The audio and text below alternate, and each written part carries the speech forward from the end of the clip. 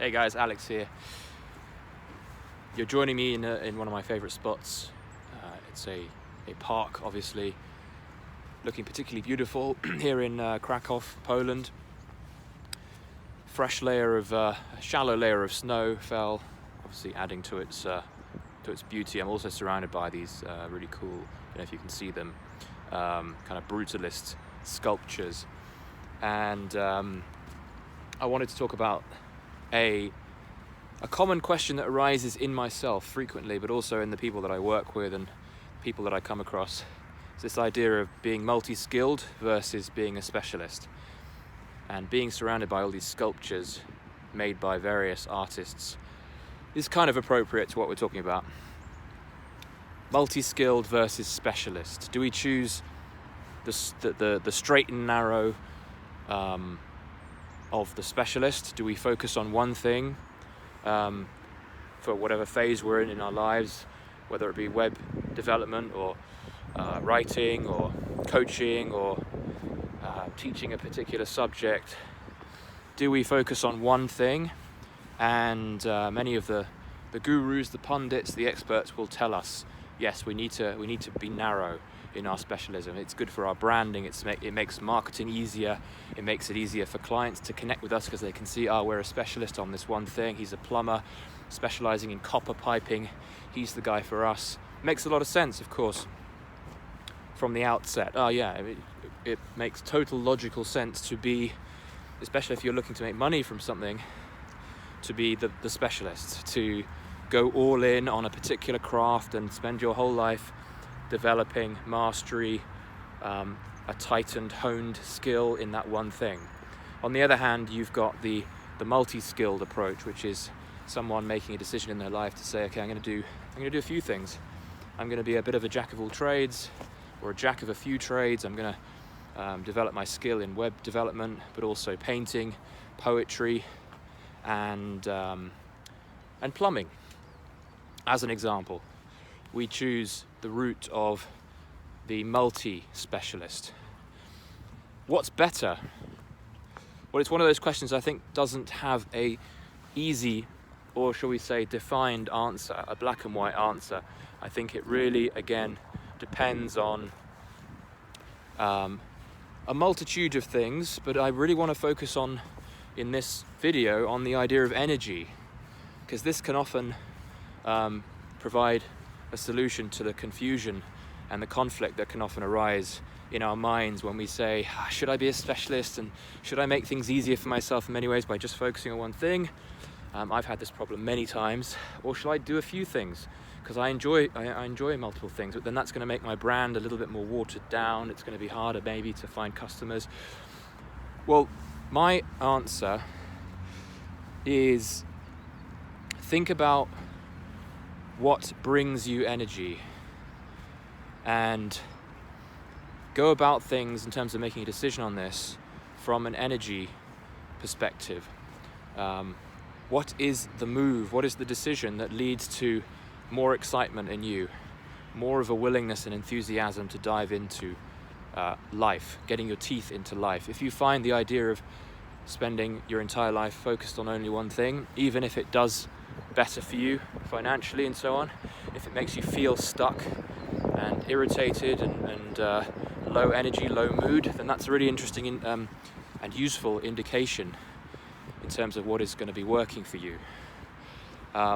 If the idea of focusing on a few things, a handful of different projects at any given time, is bringing you energy, keeps you excited, then that's your answer. Because ultimately the world needs you to be energized.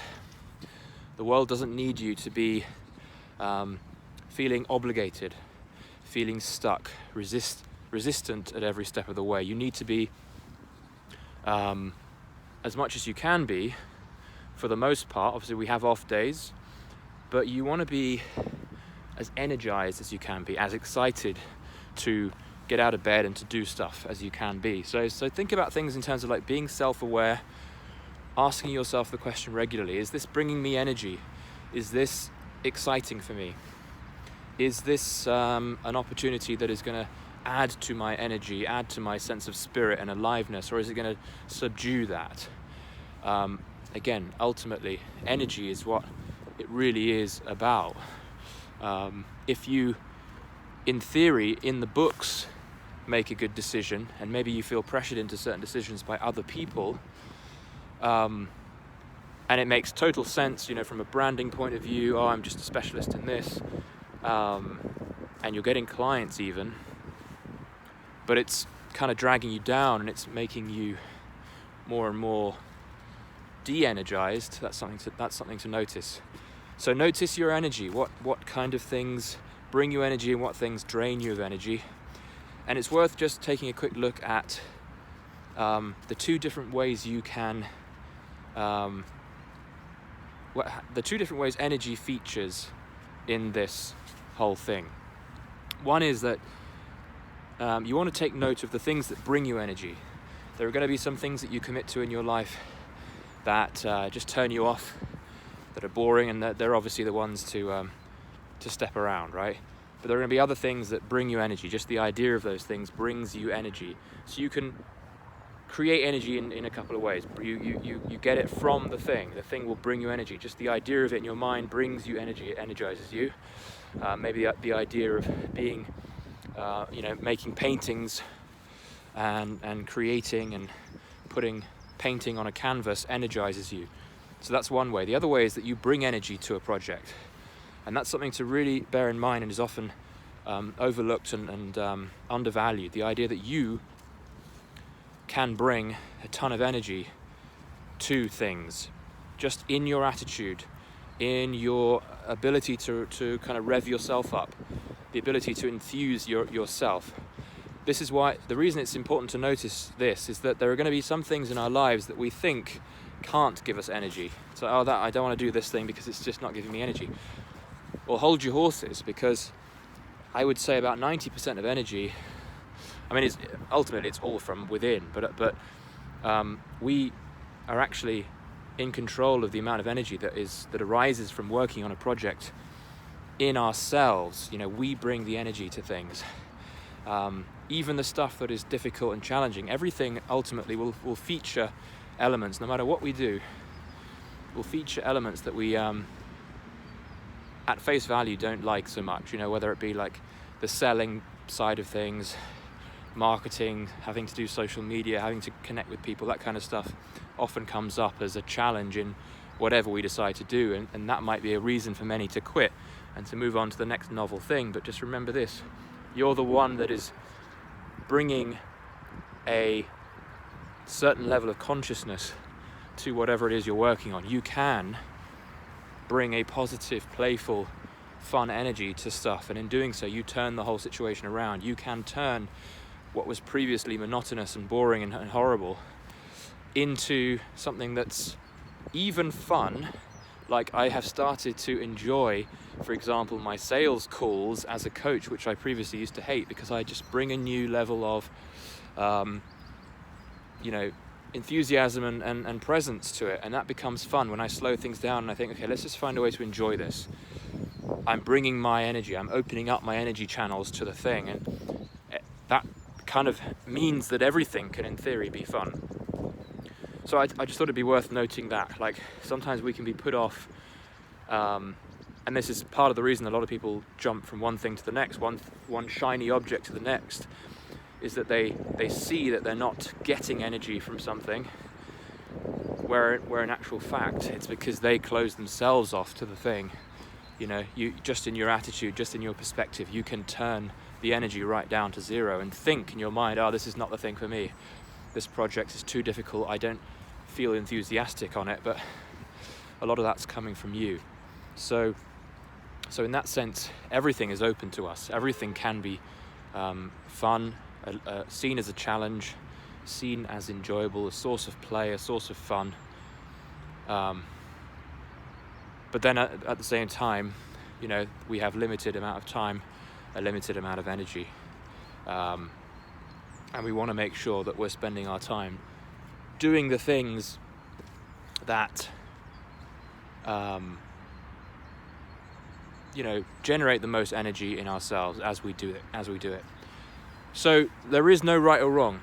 if you want to be a specialist on something and the idea of being a specialist brings you energy, and having more time to spend on fewer projects feels good, makes you excited, then you want to build off that foundational energy. And then once you've committed to either a few things or one thing, take note of where your energy is flagging. Are you allowing your energy to be switched off, or are you focused on the types of projects that are just not bringing you energy? And think about things in the context of spirit and energy. If something that you're doing is just continually breaking you down and kind of holding you back, and you're continually feeling resistance about it, then it might be time to change.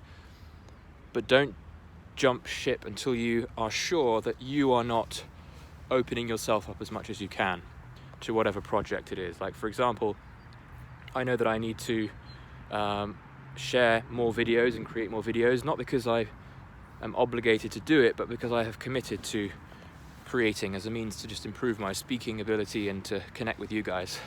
And I didn't feel like doing it, just before I started. But I, just in diving into it with a certain degree of openness, allowed my enthusiasm for the topic to come out. And just by being in the action, being in the motion of doing this now, I'm more enthusiastic. I'm more excited about the craft of video making, in the same way that this kind of thing can apply to you guys. I know that I'm rambling a little bit on this one. This was not a particularly well structured video, but I hope it gave you some ideas and gave you perhaps a new way of thinking about specialism versus being multi-skilled. I don't think there's a right or wrong choice in either way. The key thing is, does this bring you energy?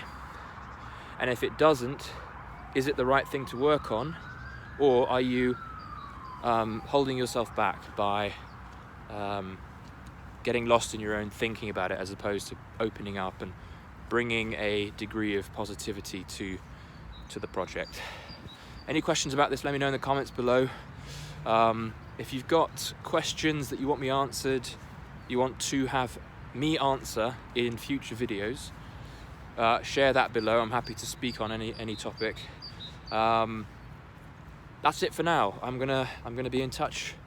Do like this video if you liked it, and I will see you in the next one. Peace.